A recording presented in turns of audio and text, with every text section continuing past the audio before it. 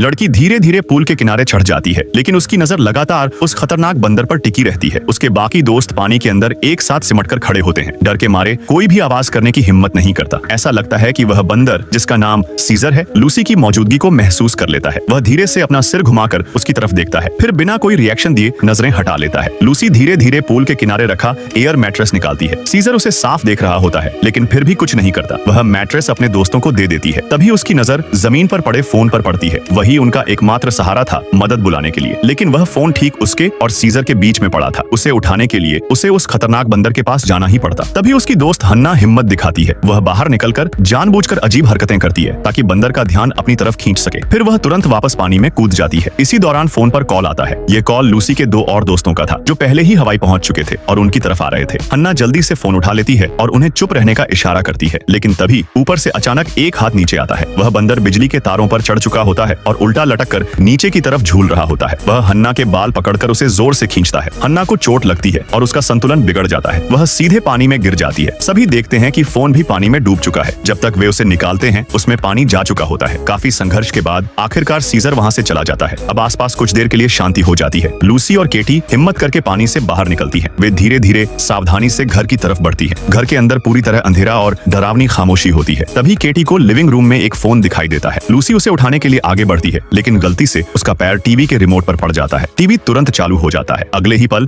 ऊपर से सीजर की जोरदार दहाड़ सुनाई देती है। दोनों डरकर पास की अलमारी में छिप जाती हैं। कुछ ही देर में भारी कदमों की आवाज सीढ़ियों से नीचे आती है। सीजर लिविंग रूम में पहुंच जाता है और जलता हुआ टीवी देख लेता है। वह चौंक जाता है और गुस्से में पूरे कमरे को खंगालने लगता है। अलमारी के अंदर दोनों लड़कियां एक दूसरे से चिपकी होती हैं। वे सांस तक रोक कर खड़ी रहती हैं। सीजर आकर ठीक अलमारी के सामने रुक जाता है। वह दरवाजे का हैंडल पकड़कर उसे खोलने की कोशिश करता है, लेकिन केटी पहले ही अंदर से लॉक कर चुकी होती है, जिससे दरवाजा नहीं खुलता। सीजर गुस्से में टीवी की तरफ मुड़ता है और उसे जोर से तोड़ देता है। इस आवाज से दोनों लड़कियां डर जाती हैं और एक हैंगर गिर जाता है। इससे उनकी छुपने की जगह का पता चल जाता है। सीजर गुस्से में फिर उनकी तरफ बढ़ता है। घबराकर दोनों कपड़ों के ढेर में छिप जाती हैं। कुछ देर तक सीजर दरवाजे के पास घूमता रहता है, लेकिन उसे उनका पता नहीं चलता। आखिरकार वह धीरे धीरे वहां से चला जाता है। जब बाहर सब कुछ शांत हो जाता है, तब लूसी हिम्मत करके अलमारी से बाहर निकलती है। वह जल्दी से फोन उठाती है और कॉल करने की कोशिश करती है, लेकिन तभी सीजर अचानक जानवर की तरह हमला करता है और उसे जमीन पर गिरा देता है। यह देखकर केटी तुरंत उसकी मदद के लिए दौड़ती है। दोनों किसी तरह बाहर भागती हैं और कांच का दरवाजा बंद करके लॉक कर देती हैं। केटी दरवाजे के हैंडल को मजबूती से पकड़कर रखती है ताकि सीजर अंदर से उसे खोल न सके। कुछ देर तक दोनों तरफ से टकराव चलता है। फिर अचानक सीजर शांत हो जाता है। वह बिना कुछ किए बस खड़ा होकर